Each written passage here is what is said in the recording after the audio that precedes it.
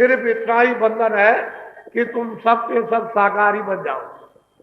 जितने अनाज हैं 100 बार खाओ, सब्जी और फल को 100 बार, और दूध और घी को आप 100 गिलास आप पियो, और 100 कपड़े आप रोज पहनो, और अच्छे मकानों में रहो।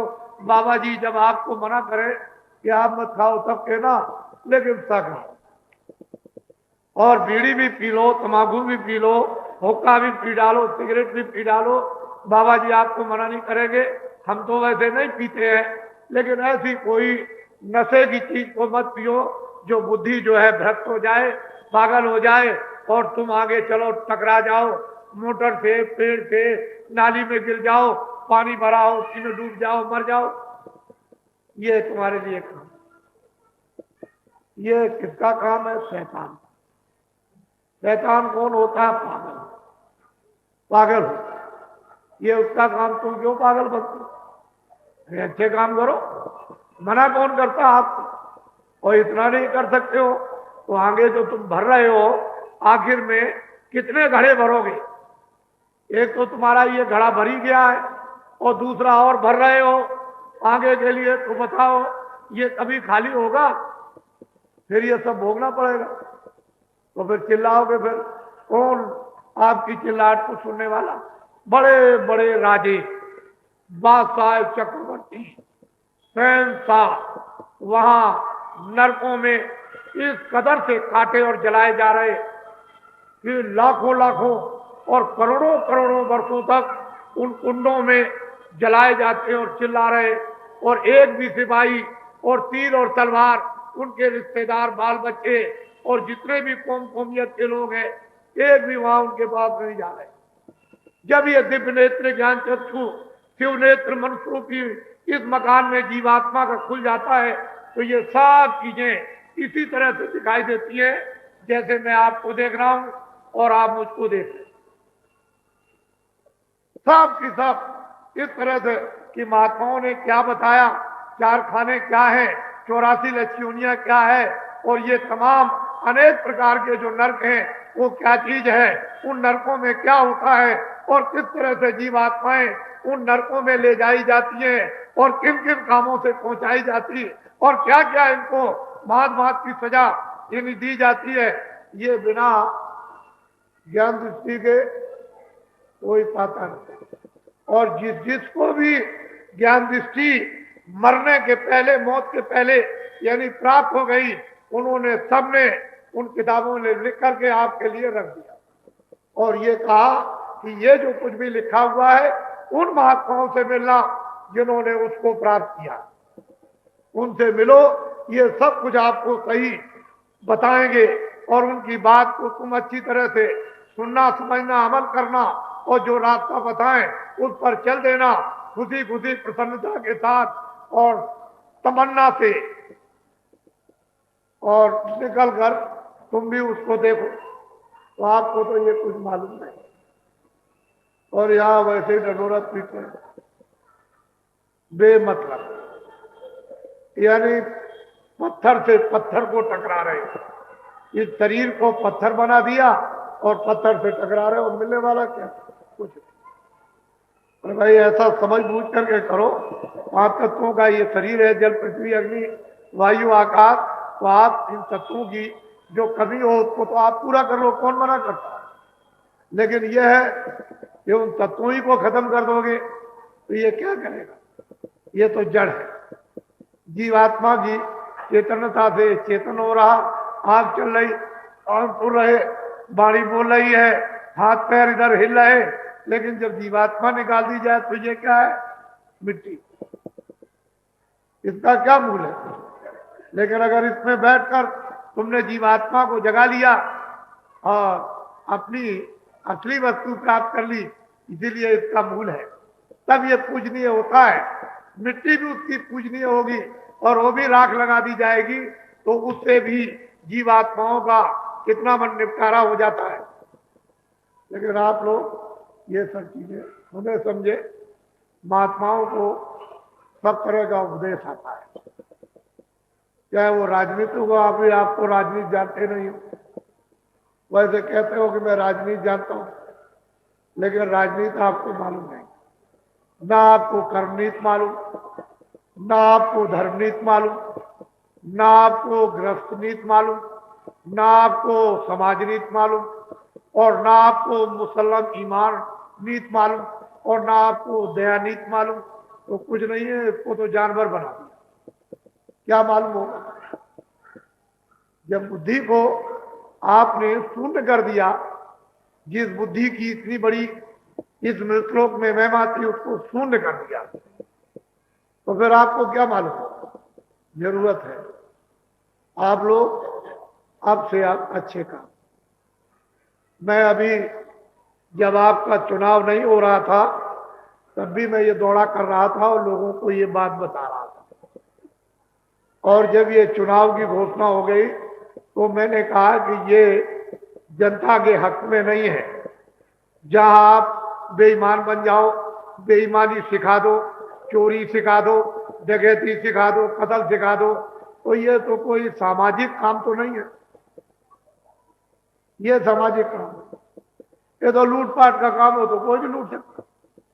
ये कोई सामाजिक मानवता का काम नहीं, प्रजातांत्रिक सामाजिक काम नहीं है। प्रजातांत्रिक सामाजिक काम तो उसी को है कि प्रजा यानी सामाजिक मानव को हर तरह की सुविधा और इसको न्याय रक्षा, जिससे कि निर्भय होकर खेती में, दुकान में, दफ्तर में काम करे, बच्चों की सेवा करे, इस भूमि को अपनी मातृभूमि समझे, और इसके लिए जब जरूरत पड़ जाए तो इस शरीर को अपना बलिदान कर दे, तब तो ठीक है। लेकिन अगर ये कहा जाए कि मातृभूमि के लिए तुम बलिदान हो जाओ, तो कोई भी बलिदान नहीं होगा। लेकिन धन और दौलत के लिए तो तुम यानी बलिदान हो जाओगे। वो तो चोर भी बलिदान होता, डकैत भी बलिदान हो जाता, क्योंकि जब डकैती चोरी करने जाएगा और मुकालमा हो जाएगा तो मारा जाएगा, तो भी। लेकिन मातृभूमि के लिए बलिदान तो नहीं हुआ, वो तो वस्तु के लिए बलिदान अज्ञान में हो गया, ये किसी को मालूम नहीं। तो महात्माओं के पास सब तरह का पाठ ये आपको मिलेगा, हर तरह का बोध मिलेगा, हर तरह की शिक्षा मिलेगी, हर तरह की दिशा मिलेगी, और हर तरह का उपाय आपको मिलेगा। ऐसा कोई उपाय निदान नहीं जो ना हो सके। मैं पहले बोलता रहा कि भाई पंजाब में इतनी घटना हो रही है, आओ मैं तुमको रास्ता बता दूं, 15 दिन में समाधान कर देना उस रास्ते से, ये सारी घटना बंद हो जाएगी। खुल्लम खुल्ला चिल्लाता रहा और आपने सब जगह सुना, और अब भी कहता हूं इसमें कुछ नहीं है। मैं तो यही कहना चाहता हूं कि अगर लोग विचारमान और विचारशील होते और ये समझते कि पंजाब की समस्या का यानी अभी तुरंत शीघ्र उसका साल और समाधान हो जाए, तो एक पंजाबी को आप प्रधानमंत्री बना देते, बस सारा मामला खत्म, बात ही खत्म। सारी आग जो जल रही थी वो खत्म हो जाती। जैसे मान लीजिए कि ऊपर से बर्फ गिरा दी और ये जला हुआ है, अंदर ठंडा हो गया, ये सब ठंडा हो गया। अरे महात्माओं के पास सब समाधान। अगर इस देश को तुम खंडित नहीं करना चाहते तो जिन्ना को तुम प्रधानमंत्री बना देते, वो पूरब का बांग्लादेश और पश्चिम का पाकिस्तान, ये सारा का सारा भारतवर्ष अखंडित रहता। गजब कर दिया। अरे अभी तुम ना इन बातों को सुनो और समझो, और ये तुम्हारे पास खबरें नहीं पहुंच रही, इससे ये मालूम हो रहा है कि तुम्हारा राज खून हो गया। समय समय पर महात्माओं ने जब बड़े बड़े राजाओं को शिक्षा दी है, और जब उनको वो ठोकर और धक्का लगी तो वो दौड़ पड़े। तो आप लोग ये बात समझो, महात्मा किसी के दुश्मन नहीं होते। ये बात अगर हो जाएगी तो उनको कौन महात्मा कहेगा, महान आत्मा कौन कहेगा? वो तो सिर्फ यह है कि तुम जो दुश्मन समझते हो, अच्छाई और बुराई का अलग अलग यानी बराबर अलग कर देते हैं, तो उस बुराई के कारण तुम उसको दुश्मन समझते हो। अगर तुम में से बुराई निकल जाए तो तुम भी अपना मित्र समझोगे। बस केवल इतना ही अंतर है, समझ का ही फर्क है। एक विवेक समझ और एक अज्ञान, बस और कुछ नहीं। लेकिन यह है कि हमेशा महात्माओं ने जो काम किया है वो अभी इतिहास कहीं गया नहीं। तो आप लोगों से मेरी विनती प्रार्थना है कि आप कुछ चलते चलाते, बहुत गया थोड़ा रहा, ये भी जाने वाला है। बहुत समय चला गया और मतलब ये अब जो रह गया उसमें कुछ है, ये भी कर लो और इसको भी कर लो। मैं कब मना करता हूं? मैं तो किसी को साधु बनाता। मैंने तो स्वामी जी महाराज से कहा था कि कहीं काम कर ले, कह लगे अरे भाई जब छोड़ करके चल दिए हो तो अब और दूसरा काम कर लेना, अब ये छोटा मोटा काम क्या करते हो, काम तो काम है, तो ये बड़ा काम करना, तो इस बड़े काम में भी तो समय लगेगा, एक छोटे से काम में तो ये बड़ा भी काम किया जा रहा और छोटा भी काम करना पड़ता। वही मियाँ दरबार करते हैं और वही मियाँ चूल फूकते हैं, दोनों काम करते हैं। तो असली चीज ये है कि इसको समझो और नामदान ले लो, ये बड़े सौभाग्य की घटना, ये अमोलक वस्तु नहीं मिलती। कितने लोग यहां से चले जाते हैं और फिर ये कहते हैं कि मैं आश्रम पर गया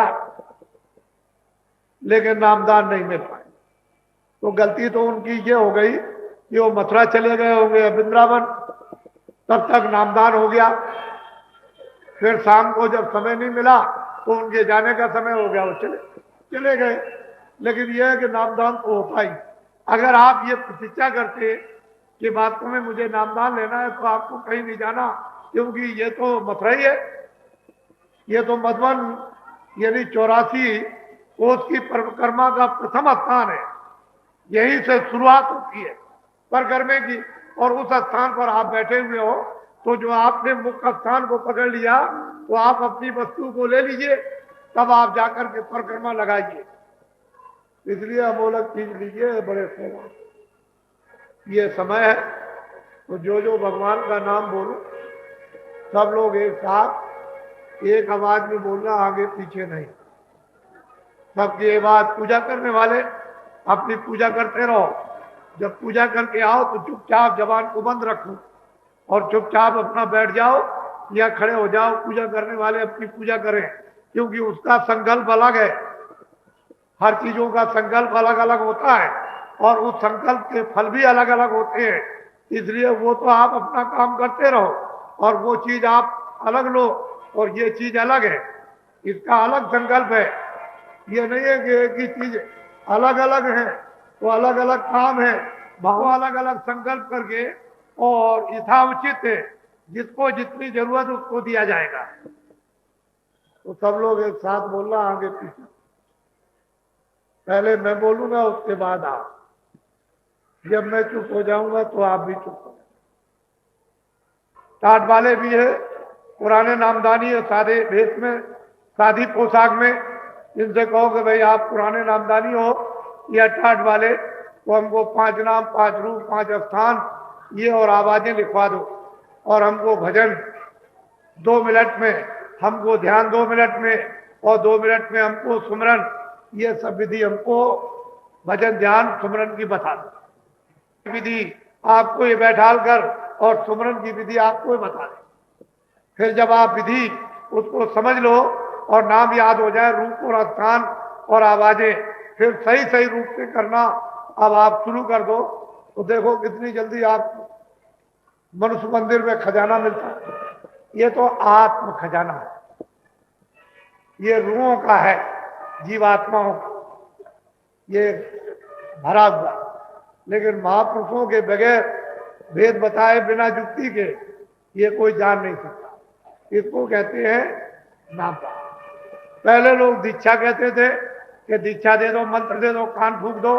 अब ये कान आन फूंकना, मंत्र ये सब अलग है, ये नामदान है, ये सर्वोपरिदान है।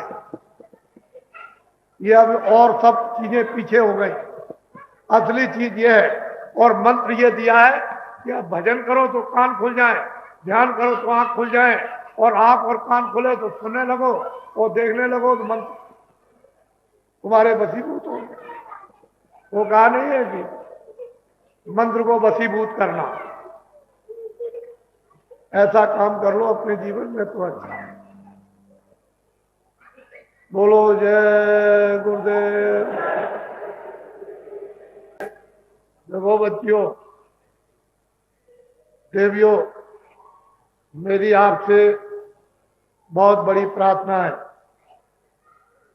कि अपने अपने पतियों को जो 40 सालों से बुद्धि जो ये दान में देते रहे, बुद्धि को गलत स्थानों पर बेचते रहे, अब की बात ये ढंढोरा हमारे आगे आने वाले खंड में बचेगा कि देवियों को बताया जाएगा कि बुद्धि को अपने अपने पतियों की बेचने मत देना।